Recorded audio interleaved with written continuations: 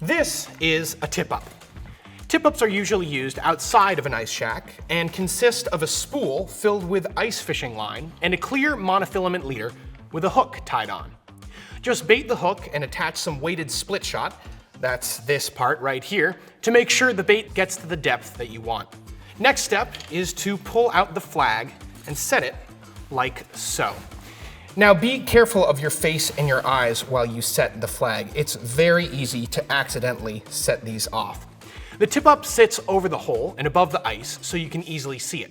When a fish takes the bait and pulls the line, the flag pops up, alerting you that you have a bite. Before you bait the hook and start fishing, you need to figure out how deep the water is. Simply add a clip-on weight to your bait hook, lower it into the hole, and let it sink to the bottom. You'll know you've hit the bottom when the tension releases.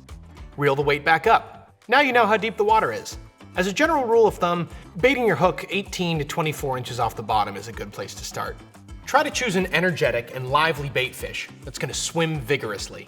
Scoop it out with the net and gently hold it with your thumb and forefinger. With your other hand, insert the hook into the bait just below the dorsal fin. This is the tricky part.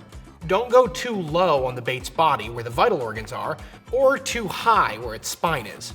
You want it swimming freely and enticingly for the bigger fish you're after. Visit LLBean.com/explore for more tips and inspiration.